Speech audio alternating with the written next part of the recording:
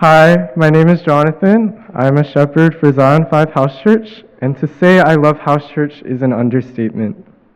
Some background on me: I was born into New Life and have been attending house church ever since. And so as a kid, I enjoyed playing with other kids on Friday nights. But joining youth house church in 6th grade opened my eyes to what house church really is, and my perspective was transformed yet again when I became a shepherd at the end of my sophomore year. Having had the privilege of shepherding Zion 5 for 2 years now, there is so much I want to share about, and my thoughts all are over the place, but I will try to keep things brief. Because I'm the only male in my grade in my house church, I always assumed that I would become a shepherd at some point, and it was something I looked forward to. Growing up, I was blessed to have such amazing shepherds that greatly influenced my personal and spiritual maturity, and I saw them as role models, older siblings, and heroes. However, this made me subconsciously form my own opinions on what I thought a shepherd should be like, the kind of shepherd I would want, and the one I would want to be. In these thoughts, Satan planted a seed of pride, and I started to develop negative feelings towards one of my current shepherds because they didn't meet my own selfish expectations. And I had the audacity to think about how much of a better job I would do when I became shepherd. But amidst my pride, God was moving in me. Starting at Shepherd's Retreat 2020, God began to soften my heart, opening my eyes to what a true shepherd is in the eyes of God, and not my own. This is when my journey as a shepherd began, and in the weeks following, God would continue to humble me as I saw more and more of how difficult it can be to have the role of a shepherd. Things that never made sense to me before began to fall into place, and I started to understand just how much my current shepherds and adult shepherd poured out despite other circumstances, completely changing my relationship with my current shepherd as God revealed to me their true heart for our house church. It was ultimately through my current shepherd that God showed me what it really means to be a shepherd. And as the time came for them to leave and me to step up, we were blessed to have the opportunity to reconcile anything left over. But after they left, things instantly got difficult.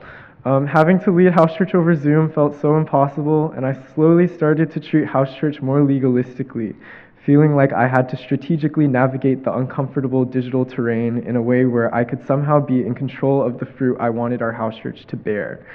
As such, it was all in vain, and legalism only added to the struggles of house church during that time. Zoom worship and sharing was awkward and impersonal. Members, seemingly strong in their faith, were leaving house church, on top of the many people who didn't show up to begin with. Communication was becoming an increasing struggle for me, and my co-shepherd at the time was falling into a place of darkness and despair. This is when I entered new territory marked by self-consciousness and immense discouragement, and it was through this that the enemy burrowed its way deeper into me. I began to feel so unworthy and incapable of being a shepherd, and every day the thought of house church or shepherding made me feel hopeless and weak. In such moments, so easily swayed by the enemy, I questioned where God was in Zion 5. But just like my pride, God moved through my discouragement and reminded me of his true power. Who was I to think I was the sole carrier of the burden of my house church? Who was I to forget God's strength is made perfect in my weakness, that his timing is perfect and his plan is good? Through talking to my co-shepherd at the time and events like Overflow and Movement 2020, God reminded me of these truths and further revealed my heart condition as a shepherd, of which I had faltered, having lost my intention in being distracted by my shortcomings. In the series of breakthroughs that ensued, I came out of my first year of shepherding with a new sense of peace, knowing that God was always with me in our house church and that everything is in his control and his timing, that I didn't have to be burdened by my house church because it wasn't for me to bear alone, for we only plant seeds and God is the one who makes them grow. I began to experience a new kind of clarity in my day-to-day life, and God's goodness became apparent in everything around me as the discouragement I had felt began to disappear in place with hope and sensitivity to the Spirit.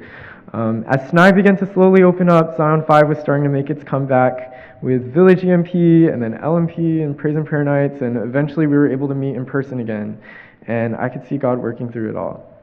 From then on, bringing out our lost members remained a significant struggle, but unlike before, I now had full peace knowing that God was still holding on to them, and that all good things would happen in his time and not my own. And then it was this past year, my second year of shepherding, that I truly feel I experienced such an abundance of God's goodness through Zion 5. Our house church has always struggled to prioritize VIPs, But that changed this year when we were blessed with more than a couple VIPs that truly changed our house church inside and out. PJ always says church is a hospital, and in this past year, God has shown me that the same goes for house church. Our house church includes broken people struggling with everything from stress and lust to things like clinical depression, anxiety, trauma, and mental disorders.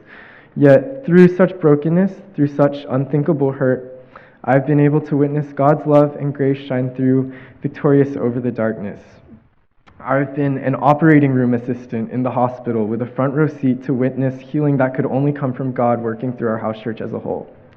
Every week, little by little, I saw stoned hearts melting away as wounds were mended and joy was received. And as a shepherd, that's what I've experienced the most this year through my house church. Joy. The joy from seeing my sheep, including VIPs, smile and laugh and cry unashamedly, seeing them sincerely lift their hands in praise, hearing them share vulnerably and intentionally, hearing them pray over our house church, seeing them serve each other willingly and sacrificially, watching them experience God and growing in every way. This joy comes from the shepherd's heart that God is continually molding me to have, not just in SNY, but every area of my life. To anyone who is hesitant about being a shepherd, I just want to encourage you to take a leap of faith. You may not want to do it or think you are not capable, but if you even have the slightest bit of openness, God will work with it and take you farther than you ever thought possible down a path of true joy and peace. It is in inadequacy that God's power is revealed. I want to thank PJ and Jamie for pouring so much into SNY and our youth house church ministry. I want to thank all of my past and current adult shepherds, Paulina, Kathy, Alex, Becky, Paul, Rebecca, David. Thank you for sacrificing so much for Woodlands, North Houston, and now Zion 5 House Church, and for always being there for me through everything. I've truly grown so much in receiving guidance from you all, and I cannot thank you all enough. I'm especially thankful for my current co-shepherd, Teresa Cho. Thank you for being the best co-shepherd I could ever ask for.